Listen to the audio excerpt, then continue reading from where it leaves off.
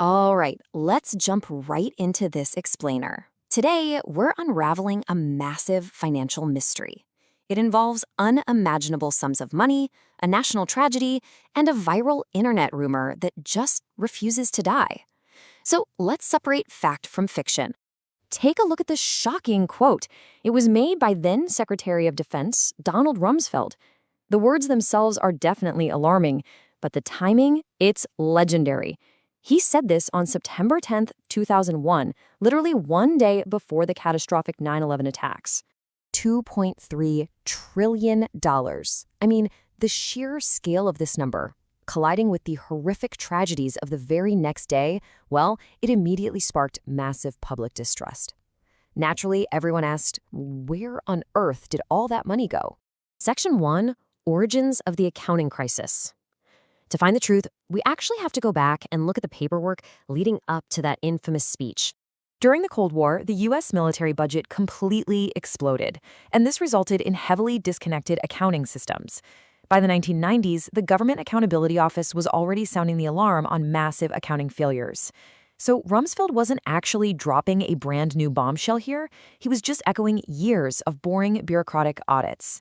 Section 2, what cannot track actually means. And honestly, this is the most critical misunderstanding of our entire explainer. Now what's really interesting about this is the concept of an unsupported adjustment.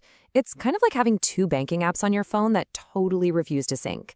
To make the balances match, you basically write a temporary fix on a sticky note. The Pentagon was doing this literally trillions of times because their systems just couldn't talk to each other.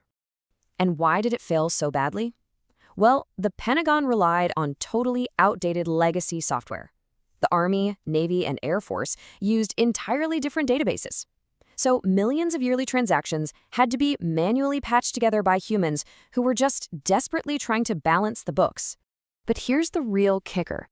A single dollar bouncing between 5 disconnected systems actually creates 5 separate error logs. That completely inflates the total error to look like trillions of dollars, even though it's the exact same dollar echoing through the system over and over again.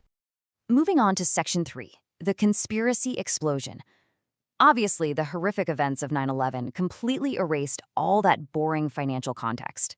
The public naturally assumed the absolute worst. An emotionally shocking number, highly suspicious timing, massive government distrust, and those viral early internet forums, they basically created the perfect storm for a theory that the attacks were a cover-up for missing money.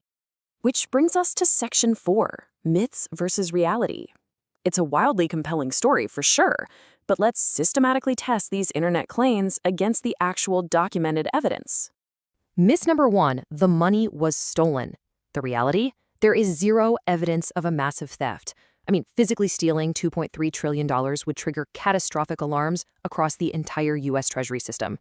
This number strictly referred to untraceable accounting entries. Myth number 2, the attack destroyed the evidence room. In reality, modern government records aren't just kept in a single cardboard box like in some Hollywood movie. Financial records were redundant, they were digital, and they were spread safely across multiple off-site agencies. Myth number 3, the Pentagon admitted fraud. Nope, they admitted to having exceptionally weak accounting systems. Confessing to a totally dysfunctional filing system is, well, very different from confessing to a massive multi-trillion-dollar heist. Section 5, the reality of modern audits. Now, debunking the conspiracy absolutely does not mean the Pentagon gets a free pass here.